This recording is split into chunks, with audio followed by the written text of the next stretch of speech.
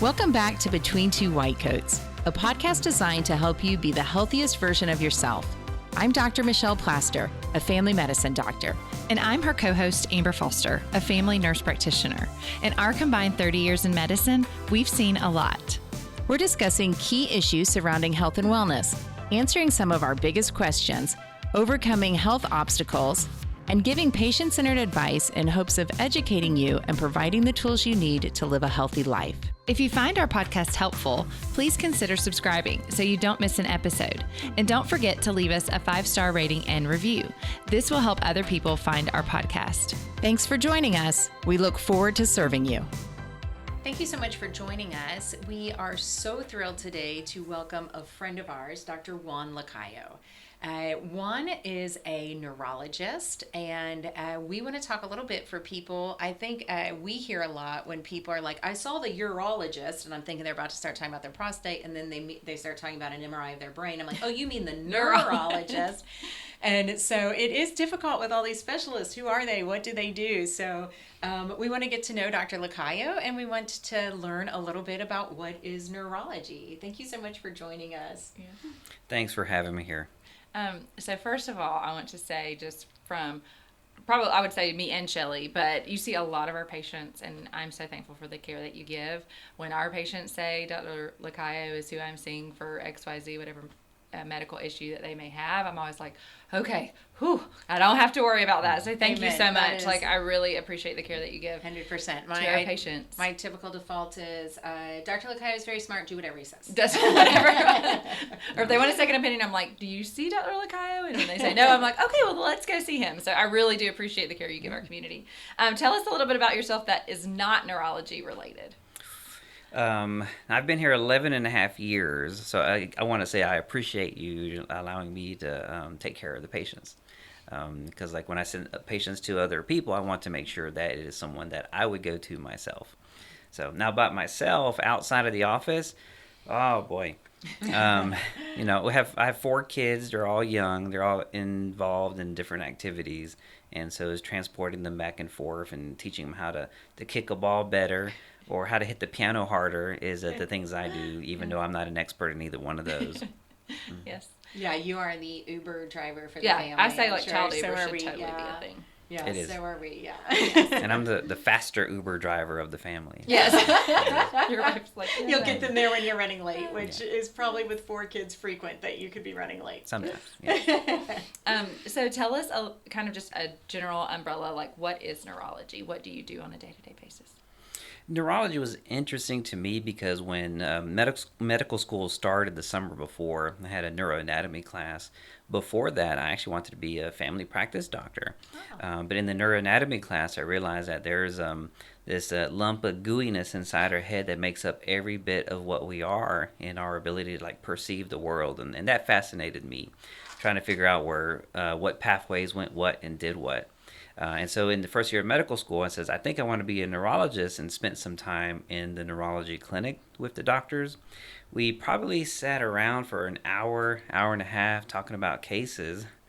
And I realized that we just spent an hour trying to figure this out. And I don't have any blood on me, and I didn't have to put any gloves on me. And I was like, this is a great idea. It's a good fit. This will work. I think later on it's really about solving puzzles. Yes. A lot of people don't appreciate that in neurology you have just 5 parts. You have the brain, the spine, the nerve that goes from the spine to your hand, for example, the space between the nerve and your muscle. So that's 5 parts of the nervous system that I treat. And so anything that affects those is what we take care of. Yeah. What would be some of the most common things that you would treat? Like when someone's coming to your office, they have had what? I know it's a lot. That's a big question. But no, it's a great. I think a couple years back, I looked at the top 25 diagnoses that I treat, and I kind of forgot how they were ranked. But at the top of the list, it was headaches and migraines, probably followed by memory trouble or things like dementia, which unfortunately, as the years go by, that one seems like it's moving to be number 1. Anything that happens with muscles or nerves, where people may have some numbness or tingling, or some weakness, that I evaluate them as well. And it seems I have a small cluster Or I think other doctors consider me as a Dr. House type, Yeah. and that I don't know what this is. No one can figure it out. You do it. Yeah. I guess that's part of what I'm doing as well. That's cool. What are like common tests that you would order? I know like there's only so many tests that you can order for brain, muscles, and nerves, but I have a lot of patients that they'll say, "Hey, can you run this test?" And I'm like, "No, you need to see Dr. Lacayo for that."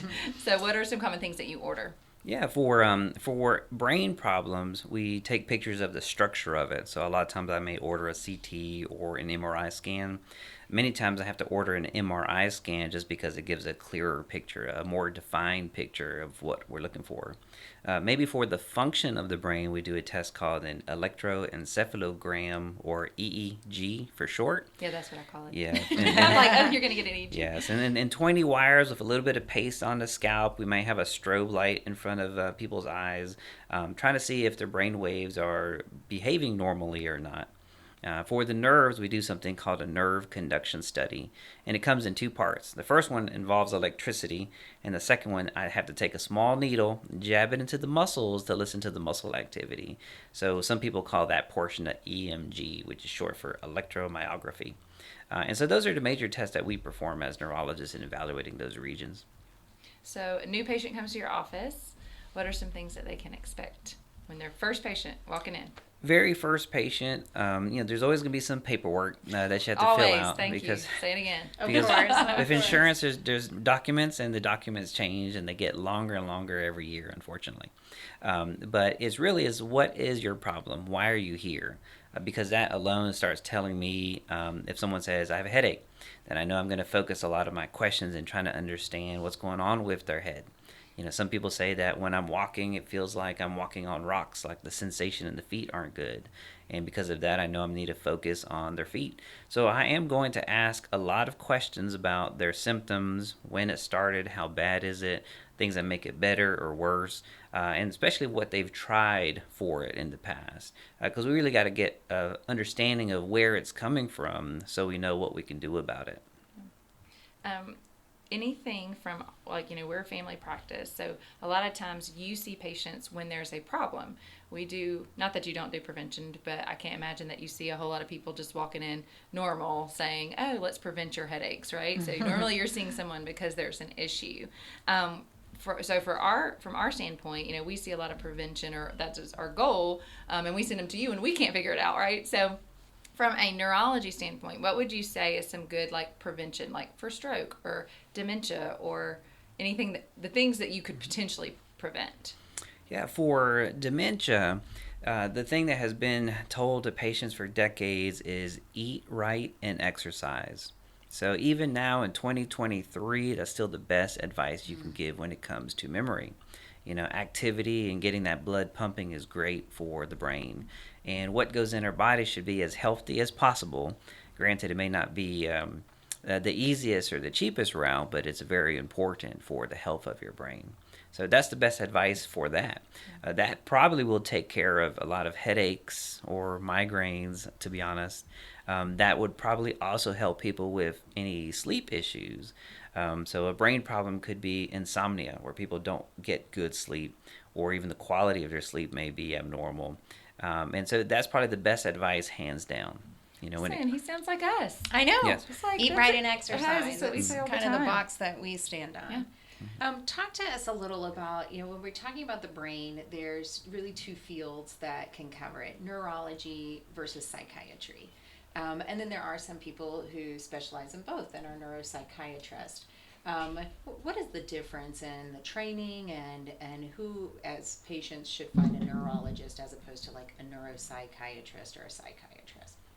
That's a great question, because it seems to be a lot of overlap with respect to medications we may use to treat different conditions. Honestly, maybe a quarter of what I do sometimes, I realize it ends up being a psychiatric problem. A psychiatric problem could be things like anxiety or depression, where maybe the chemicals of the brain are out of sync.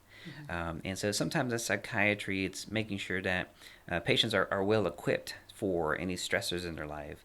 Sometimes they do have to pull out the prescription pad to prescribe medicines to get that chemistry back in sync.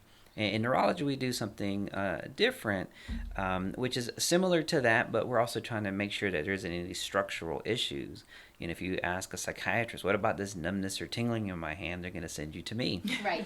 You know, if someone asks me, I'm really struggling with the stress that I'm having with these things that I'm doing, and it makes me feel kind of shaky and unwell, and I can't sleep at night, and a lot of times I'll say, I think you need to ask the psychiatrist. Yeah, and what about neuropsychiatry? Who are these people and how are they trained and who should they be seeing? I've met some of those providers along the way, and it is interesting because, like I said, there's a bit of an overlap with respect to things. Like if I have a patient who may have some simple anxiety, I might talk to them about a treatment with it and save them another trip. If someone else may see a psychiatrist and they complain of headaches, they may decide to go ahead and treat them as well. So some people realize that there may be a structural problem of the brain, one thing that I would typically treat, but that structural problem causing chemical imbalances affecting people's mood or behavior, then the psychiatry aspect kind of comes in. And I think a neuropsychiatrist is kind of bridging the gap between those. Is there anything new and exciting on the horizon for neurology? Which you said migraines, and some of the new migraine meds have been, for us, I know you prescribe them too, but those are been amazing. There is. I think the treatments that we're having is either going to be new medicines that we never had before, or the same medicines we've had before, but using new technology to disperse it into our bodies. For migraine medicine has been great the past few years because now we have medicines that are meant from the ground up to treat migraines. Previously to that, we had medicines for other conditions that we use to treat migraines, which also carried over a lot of the side effects that those medicines were known for as well. So it's exciting to see these new treatments come out. New things in the pipeline on Parkinson's or dementia? For Parkinson's disease, I think we're up to about 30 different medicines now. Wow. You know, Okay, that makes me feel better when I have to look them up and I'm like, what is this medicine? Yeah. You're a neurologist. correct. And there's still even some that come out as a generic with a new name, and I've never heard about it, and I have to look that up as well. Yeah. You know, with those medicines, is really determining about, each patient is going to be different. So it takes a little bit of finesse saying, this is medicine we're going to use here. And I'm already planning for the next medicine we might need to keep people moving. Yeah. For Parkinson's and for dementia, eating right and exercising is still the best thing for them to Love do. it. Yeah. Love it. For dementia, there are some medicines that are in the works now. They're called monoclonal antibodies that are meant to travel around the brain and do certain things that the brain is not able to do on its own. For certain dementias like Alzheimer's, they accumulate these proteins they may call plaques or tangles, and they accumulate and our body doesn't know what to do with them. So the medicines that are giving are trying to prevent the accumulation of that, maybe being able to prevent a worsening of Alzheimer's, a treatment, if you will. We don't have a cure, but a treatment.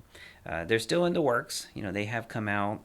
They may not have been as strong or as effective as we thought they may be. So there's still a bit of concern. Is like, this is something we want. We're excited, but at the same time we have to balance that out with the potential for it may still cause harm to people if we don't know all about it yet.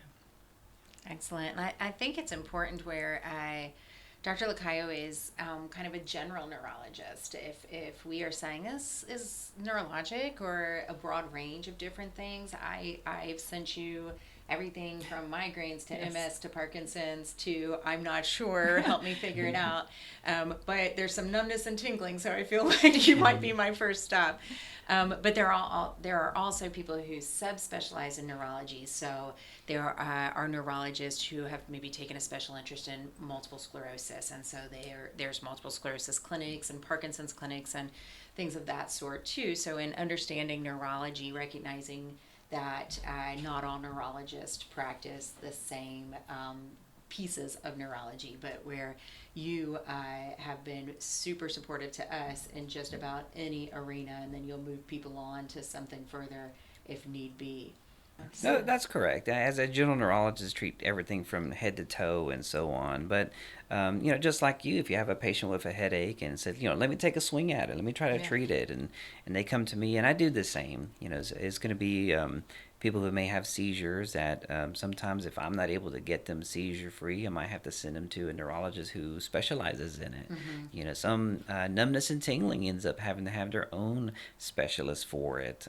So you're right. It's just that bit of thought process is like, how much can I take care of you here? And you got to be just smart enough to know when to send people along to someone smarter than exactly you. So. Right. I say people all the time, I'm like, I am not prideful. I will send you if I do not know. Like, That is I will exactly 1,000% just want to get you help. So Yeah, absolutely. I think that helps give a really great understanding of neurology and what to expect if you get referred to a neurologist. And if you're lucky enough to see Dr. Lacayo, you'll be familiar with him as well. Okay. Thank you so much for joining us today, and we will tune in with us more with Dr. Lacayo in coming episodes. We'd like to leave you on a good note, so here's today's Tell Me Something Good. Non-scale goals. I recently have had a patient who's lost 90 pounds. She's been exercising, she's been monitoring her diet, she's been following our medical weight loss program, and she was able to run a 5K. She has started to work out and do HIIT classes, and so she's building strength and confidence, and that's something good. Thanks for joining us today, and until next time, take care of yourself.